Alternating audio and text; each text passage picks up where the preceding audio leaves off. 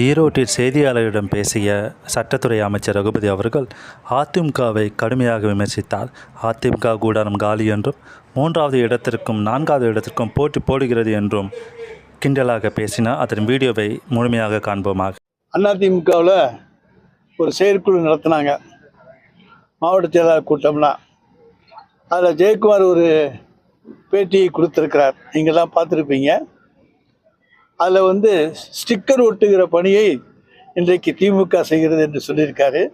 Sticker boys என்று பெயர் பெற்றவர்கள் யார் என்று நாட்டுக்கு தெரியும்.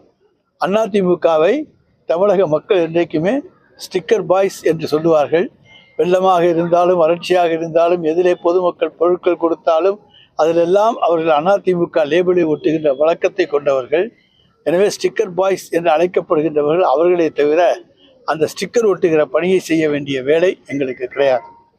மற்றொன்று அவர் சொல்லியிருக்கிறார், அந்த அம்மா மருந்தகத்தை எடுத்துவிட்டு இன்றைக்கு முதலமைச்சருடைய மருந்தகம் அறிவிக்கப்பட்டிருக்கிறது என்று சொல்லியிருக்கிறார். அம்மா மருந்தகம் வேறு, முதல்வருடைய மருந்தகம் என்பது வேறு. அம்மா மருந்தகத்தை அதிமுக காரர்களே ஞாபகம் வைத்திருக்கிறார்களோ இல்லையோ எங்களுக்கு தெரியவில்லை. ஆனால் அது கூட்டுறவுத்துறையோடு சேர்ந்து நடைபெறுகிற ஒன்று.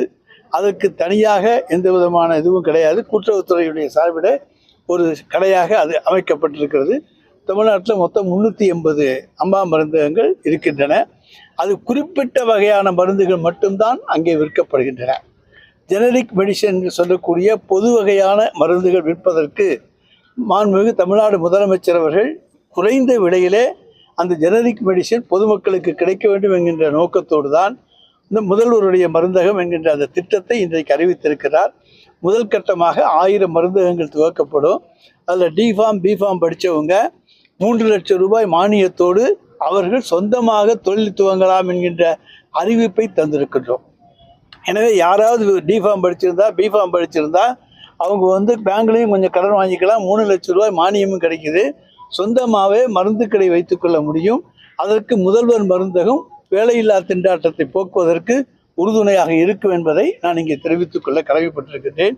எனவே மொட்டை தலைக்கும் முழங்காலுக்கும் முடிச்சு போடுற வேலையெல்லாம் ஜெயக்குமார் செய்கின்ற பணியை நிறுத்திக் கொள்வார் என்று நாங்கள் நம்புகிறோம். இன்னொன்றை சொல்ல விரும்புகிறேன். அதாவது எந்த நேரத்திலையும் தேர்தல் வந்தால் சந்திக்க தயார் என்று வீரவசனம் பேசியிருக்கிறார். சமீபத்தில் தான் நாடாளுமன்ற தேர்தல் நடந்தது. அதில் பல தொகுதிகளில் 3வது இடம், சில தொகுதிகளில் 4வது இடம். இப்படி 3வது இடத்துக்கும் 4வது இடத்துக்கும் மக்களாலே புறந்தள்ளி விரட்டப்பட்டவர்கள், விக்கிரவாண்டி தேர்தலை கண்டு அஞ்சி ஓடியவர்கள், ஏதோ இன்றைக்கு தைரியமாக நாங்கள் நிற்க போகிறோங்கிறது போல இருக்கிற ஒரு சிலர் அங்கே இருந்து கிளம்பி விடுவதை தடுப்பதற்காக ஜெயக்குமாரை கொண்டு இன்றைக்கு எடப்பாடி பழனிசாமி இப்படி ஒரு அறிவிப்பை தந்திருக்கின்றார். ஏன்னா அங்கே அதிமுக கூடாரம் காலியாகி கொண்டிருக்கிறது, அதுதான் உண்மை. அங்கே இருக்கின்றவர்கள் வேறு இயக்கங்களை நோக்கி நாடி சென்று கொண்டிருக்கிறார்கள். அவர்களை தடுப்பதற்காக நாங்களும் எந்த நேரத்திலும் தேர்தல் வந்தால் சந்திக்க தயார் என்று சொல்லியிருக்கார். தேர்தல் வந்தால் சந்திங்க, உங்கள் நிலைமை என்ன என்பது நாடறிந்த ஒன்றாகும். எனவே அதற்கும் இந்த சம்பந்தம் இது சொல்லிக்கொள்ள நாங்கள் கடமைப்பட்டிருக்கின்றோம். எனவே நிச்சயமாக எந்த தேர்தல் வந்தாலும் தமிழகத்தை பொறுத்தவரை திராவிட முன்னேற்ற கழகத்துடைய தலைமையில் இருக்கக்கூடிய அந்த கூட்டணி தான் வெற்றி பெறும். அதில் எந்த விதமான மாற்று கருத்து கிடையாது. அடுத்தது, நேற்றைய தினம் ஆளுநர் மாளிகையில் நடந்த விருந்தில் மாண்புமிகு தமிழ்நாடு முதலமைச்சர் அவர்கள் அரசின் சார்பிலே கலந்து கொள்வதை கொச்சைப்படுத்தி பேசியிருக்கார். வீரவசனம் பேசுகின்றவர். நாங்கள் என்ன வர முடியாது என்பதை தெளிவாக எங்களுடைய கட்சியின் சார்பிலே சொன்ன பிறகு ஆளுநர் மாளிகையில் இருந்து மாண்புமிகு முதலமைச்சர் அவர்களை தொடர்பு கொண்டு நீங்கள் அவசியம் அதில் பங்கேற்க வேண்டும், ஆளுநர் விரும்புகிறார் என்று சொல்லி ஆளுநரே தொடர்பு கொண்டு கேட்கின்ற அந்த நிலையிலே நாட்டினுடைய முதலமைச்சராக இருக்கக்கூடியவர் ஆளுநரை எந்த நேரத்தில் சந்திக்காமல் இருக்காமல் தவிர்க்க முடியாது. நாளைக்கு ஒரு மந்திரி சபை மாற்ற வேண்டும் என்று சொன்னால் உடனடியாக ஆளுநர் மாளிகையில் தான் பதவி பிரமாணம் போன்றவை செய்ய வேண்டும். அப்போ போய் ஆளுநரை நாங்கள் போய் சந்திக்கத்தான் வேண்டும்.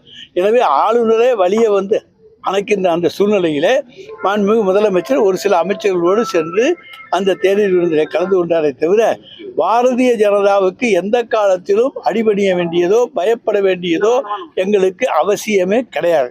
அது எல்லாருக்கும் நல்லா தெரியும். நாங்கள் பணிந்து போக வேண்டிய அவசியம் கிடையாது, பணிய வேண்டியதும் கிடையாது. தைரியமாக இன்றைக்கு பாரதிய ஜனதாவை எதிர்க்கக்கூடிய ஒரு கட்சி தமிழ்நாட்டில் இருக்கிறது என்று சொன்னால் அது நம்முடைய தலைவர் தளபதியின் தலைமையில் இருக்கக்கூடிய திராவிட முன்னேற்றக் கழகம் தான். இந்தியாவுக்கே எடுத்துக்காட்டான மாடலான திராவிட மாடல் ஆட்சியை முன்னிறுத்தி எல்லோரையும் ஒருங்கிணைத்து இன்றைக்கு மத்தியிலே இருக்கக்கூடிய ஆட்சிக்கு எதிரான ஒரு நிலைப்பாட்டை உருவாக்கியவர் மாண்புமிகு தமிழ்நாடு முதலமைச்சர் என்பதை நாடு மறக்காது. எனவே அப்படிப்பட்ட சூழ்நிலையிலே நாங்கள் யாரை கண்டும் பயப்பட வேண்டியதில்லை, அஞ்ச வேண்டியதில்லை. எங்கள் மடியிலே கனம் இல்லை, வழியிலே பயம் இல்லை. பயமெல்லாம் அதிமுகவுக்கு தான், மடியில கனமும் அவங்களுக்கு தான், வழியில பயமும் அவங்களுக்கு தான். எனவே அவர்கள் வேண்டுமென்றால் அவர்களுடைய எஜமானர்களை கண்டு பயப்படலாமே தவிர எங்களுக்கு எஜமானர்கள் பாரதிய ஜனதா கட்சியை சேர்ந்தவர்கள் அல்ல. எனவே இதையும் நான் உங்களிடத்தில் தெரிவித்துக் கொள்ள கடமைப்பட்டிருக்கின்றேன்.